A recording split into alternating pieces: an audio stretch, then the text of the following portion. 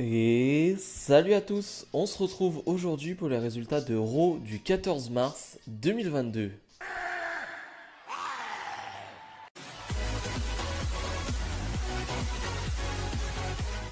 Et on ouvre le show avec Kevin Owens. Kevin Owens qui va directement rendre hommage à Scott Hall, qui va faire un Hey Yo à la manière, à la façon d'un Scott Hall.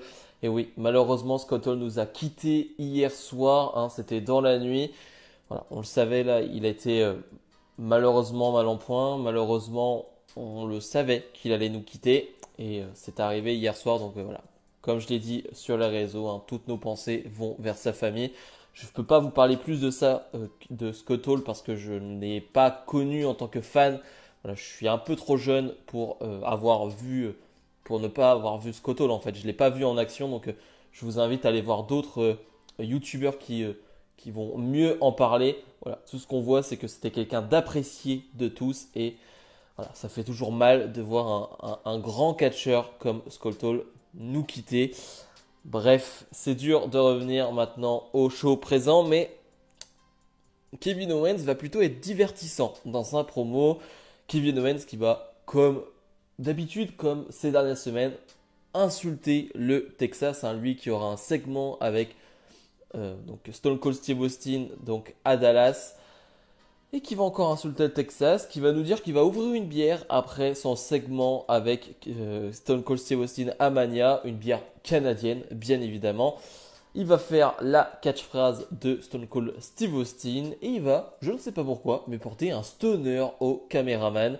Franchement, c'était pas mal. C'était vraiment une bonne promo. Les promos de Kevin Owens sur Austin, sur le Texas sont cool. Alors oui, c'est de la hit facile, on insulte le Texas, mais c'est marrant, c'est plutôt cool. Le nouveau champion des États-Unis, Finn Balor, fait face à Damian Priest. Hein. Ils s'affrontent à nouveau. On va avoir un Austin Theory qui va commenter ce combat. Pour quelle raison? J'en sais rien. Je rappelle qu'Austin Theory, il est en feud avec maintenant Pat McAfee. Donc je vois pas trop ce qu'il a à faire dans cette histoire. Bref, on a un combat de 9 minutes qui est une nouvelle fois très très très cool. Les Damian Priest, Finn Balor sont toujours très très bons. Il n'y a rien à dire à ce niveau-là.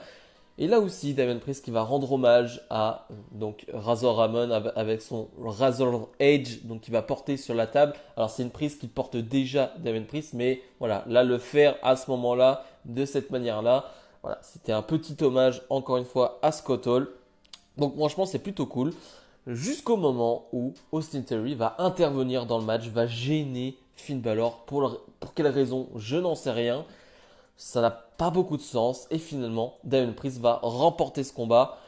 Donc une défaite déjà pour notre champion des États-Unis qui n'est déjà plus fort. Là, il a déjà perdu un combat, c'était rapide.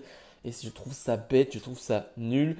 Après le combat, Austin Theory va s'en prendre à nouveau à Finn Balor. Alors, clairement, ça va nous mener sur un Damian Priest, Finn Balor à Mania. Ça me va, c'est très bien.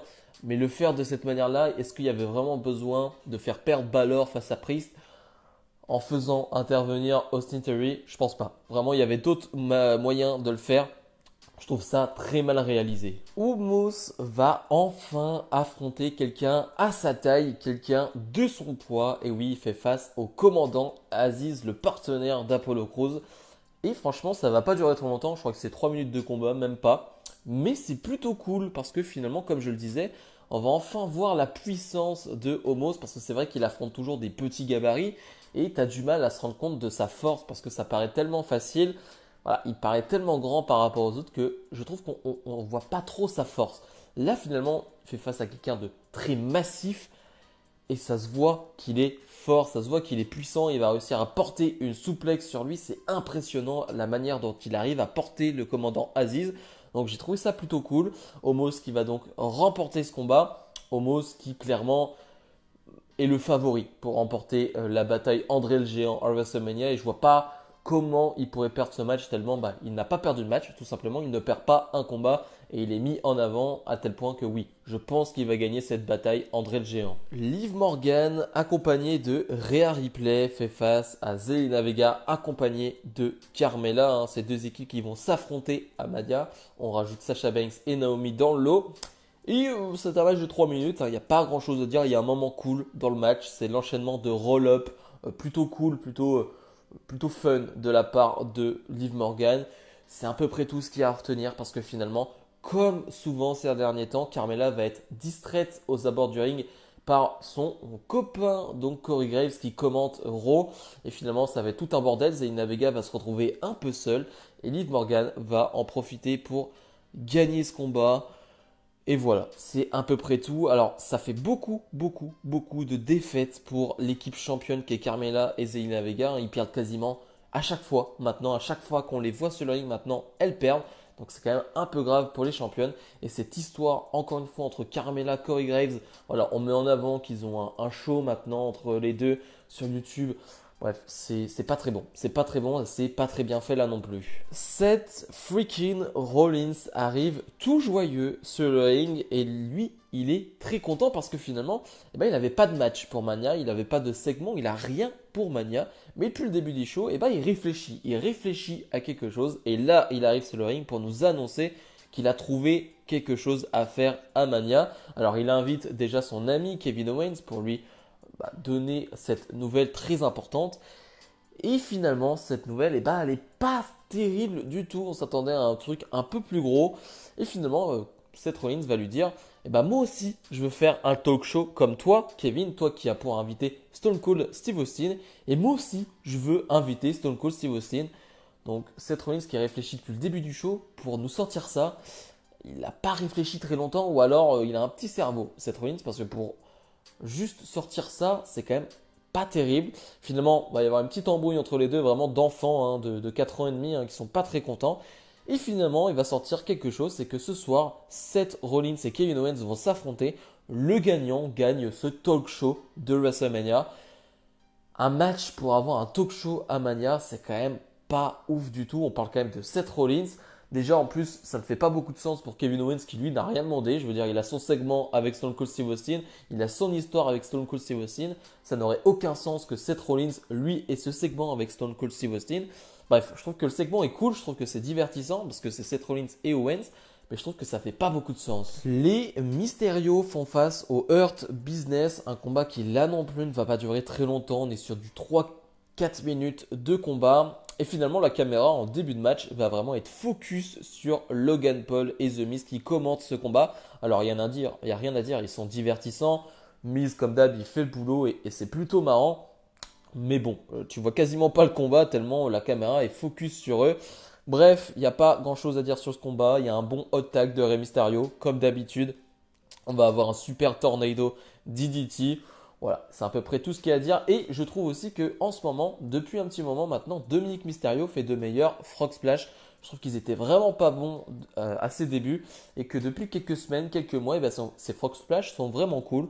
Bref, les Mysterio vont remporter ce combat, vont se faire attaquer ensuite par Paul Logan et Miz. Et finalement, les Mysterio vont réussir à s'en sortir, vont presque porter leur 619 sur Logan Paul, mais The Miz va sortir Logan Paul de ce pétrin. Bref, c'est plutôt amusant. Moi, voilà, je suis pas à fond dans ce combat qui aura lieu à WrestleMania entre les Mysterio, Miz et Logan Paul, mais les segments, les matchs sont divertissants à chaque fois. Edge arrive sur le ring et avec une nouvelle musique. Lui qui était arrivé sans musique la semaine dernière ou il y a 2 semaines et qui là arrive avec un nouveau thème. Il est très cool. Alors c'est lui qui a dû choisir le thème parce que c'est pas un thème générique où vraiment on s'en fout. Non, clairement le thème est cool. Le thème a vraiment une vibe. Le thème a vraiment une ambiance et ouais, j'aime beaucoup ce thème. Bien évidemment, ça ne remplacera pas son thème iconique, mais je trouve le thème plutôt cool. Edge qui va nous faire une superbe promo de heel une nouvelle fois.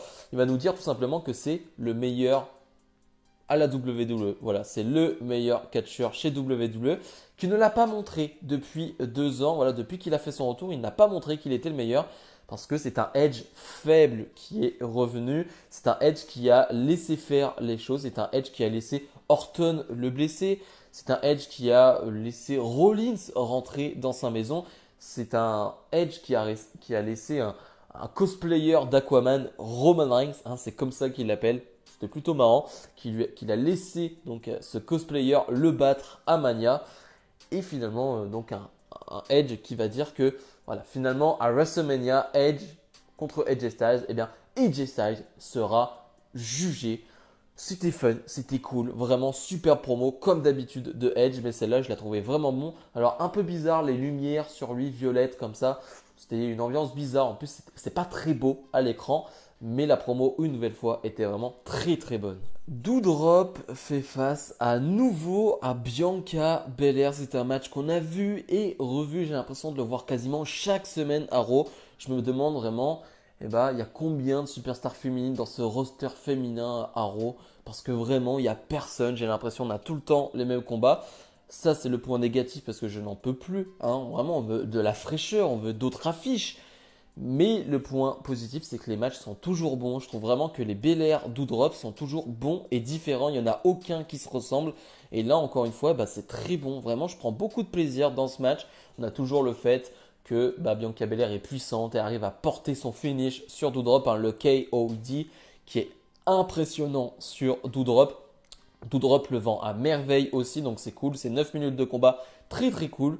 Et après le combat, finalement, Becky Lynch va s'en prendre à Bianca Belair. Becky Lynch qui se venge des attaques de Bianca Belair. Donc déjà, c'est cool. Becky Lynch qui était à l'hôpital il y a une semaine et finalement, elle est là, elle est présente. Donc ça fait plaisir. Et donc Becky Lynch qui va mettre une chaise, on va dire, sur la tête de Bianca Belair et la pousser dans le coin du ring. Donc ça va lui casser, entre guillemets, la gorge. Et donc Becky Lynch qui va le dire sur les réseaux sociaux. Tu m'as fait mal à la gorge, je te fais la même chose. Donc voilà, l'histoire continue entre Becky Lynch et Bianca Belair et c'est une très belle histoire, très bien racontée. RK Bro sont sur le ring pour une célébration. Les nouveaux champions par équipe de Raw célèbrent justement cette victoire et Orton va directement commencer en faisant une petite blague. Il va nous dire que voilà, dans les backstage, Orton faisait des maths Riddle, il faisait des maths et il va enchaîner en disant Riddle. Je ne sais pas si vous avez la ref, il s'appelait Matt Riddle, maintenant il s'appelle seulement Riddle. Mais c'était plutôt marrant la manière dont il l'a dit. Moi je l'ai vu, je ne sais pas si vous l'avez aperçu. Et oui, il va nous dire qu'il faisait des maths parce que c'est ça, ça va être à WrestleMania sa 18e apparition. Mais c'est la première fois qu'il aura un match ou en tout cas un segment avec un ami qui est Riddle. Il va avoir un gros câlin entre les deux. C'est tout mignon. Tout se passe bien entre les deux. Les deux vont être finalement interrompus par les Street Profits. Et les Street Profits, clairement, qui vont jouer les heels. Les Street Profits qui, clairement, sont heels. En tout cas, pas des gros heels pour le moment. Mais il y a une petite tendance heel. Finalement, Street Profits qui vont leur dire en fait, on vous a battu il y a quelques semaines. Donc, on mérite un match contre vous. Et Orton, il va juste dire non, j'ai pas envie. J'ai vraiment pas envie. Et finalement, Montesford va leur dire en fait, c'est pas une demande, c'est un fait. On aura ce match à Mania.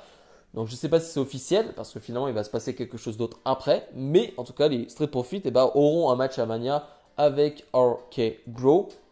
Et Orton va lui dire en fait, personne ne dit à Randy Orton quoi faire. Tu n'es personne. Moi, il y a eu des Triple H, il y a eu des Vince McMahon. Personne ne me dit quoi faire. Moi, j'en ai rien à faire.